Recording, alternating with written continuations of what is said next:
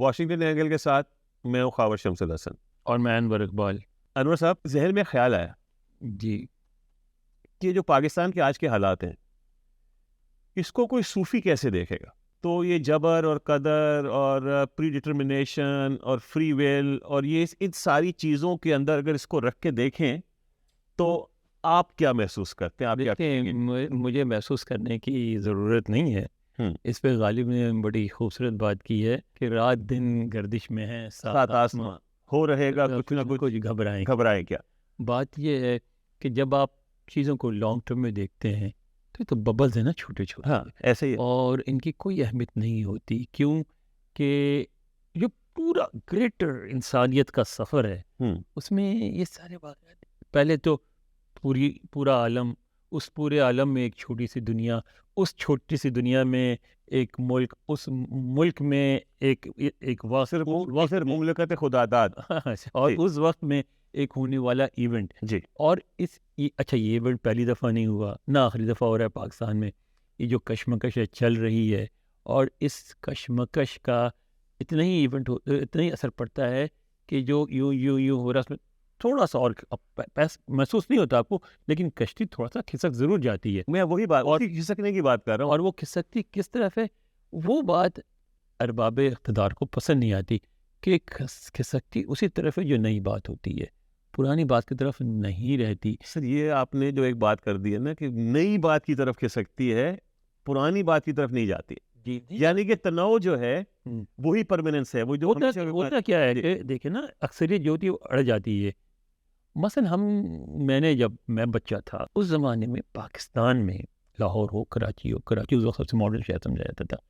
Middle class عورتوں کا concept یہ تھا کہ برقع تو نہیں ضروری تھا لیکن کسی نہ کسی قسم کا حجاب ضرور لیں گی. صحیح. تو میرا خیال ہے 5% خواتین بھی نہیں لیتی.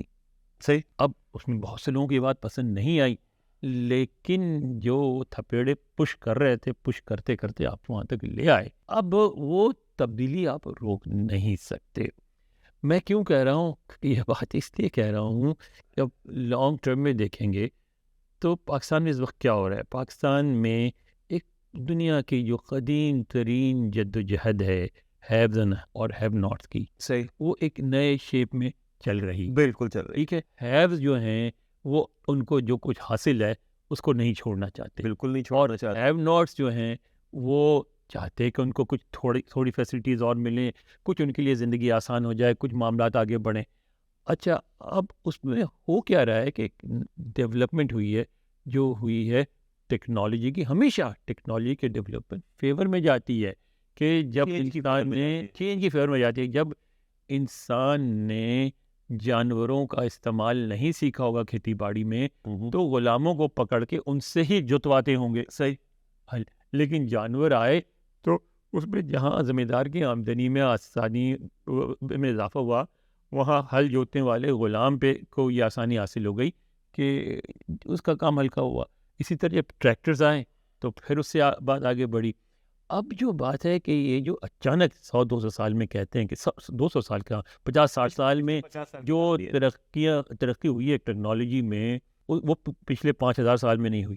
تو اب جو سوشل میڈیا ہے اس نے کیا کیا، آپ بھی پاکستان جاتے رہتے ہیں، آپ نے دیکھا ہوگا، کبھی آپ نے دیکھا کہ آپ سے جو مچی، جو نائی، گھر میں کام کرنے والی جو گفتگو کرتی تھی، اگر بہت ہو تو کہتی تھی اور بھٹو دے نال بڑی ذاتی ہو رہی ہے، یہ نہیں ہونا چاہتا، لیکن اس کو پتہ نہیں ہوتا تھا کیا ہو رہا ہے. صحیح. اب وہ آپ کو روک کے بتائے گی کہ نہیں باجی اینج نہیں اینج ہے. صحیح، ایسے ہی ہے. کیونکہ اس کو وہ سن رہی ہے، دیکھ رہی ہے، اس کے پاس بھی سیل فون ہے، اس کو بھی ٹیکسٹ آ رہے ہیں، وہ ٹی وی بھی دیکھ رہی ہے، اور اس کو پتہ، اور ٹی وی پہ 50 چینل ہیں، تو اس کو پتہ چل رہا ہے کہ کیا ہو رہا ہے.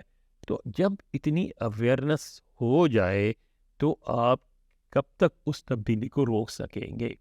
جب نواز شریف کا تختہ پہلی دفعہ الٹا تھا، مشرف صاحب نے جب اسلام آباد میں لوگ تھے، ان کو اس وقت پتہ چلا جب سپاہی وہ پی ٹی وی کے وہ پکڑ کے چڑھ رہے تھے. ٹھیک ہے. اور باقی ملک کو اس وقت پتہ چلا جب پی ٹی وی پہ اناؤنسمنٹ ہو گئی. اب ایسا ہوگا؟ نہیں، اب ایسا نہیں ہوگا. سر کیا ہوگا آپ بتا ذرا.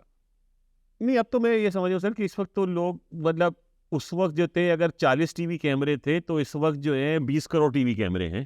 سر وہ جو پیچھے ہے نا, پیچھے یعنی بری امام کے سامنے جو ٹرپل بریگیڈ کا وہ ہے جی, وہاں سے سپاہی ابھی گیٹ سے نکلے نہیں ہوں گے کہ امریکہ میں آپ دیکھ رہے ہوں گے ایسے ہی ہے ایسے.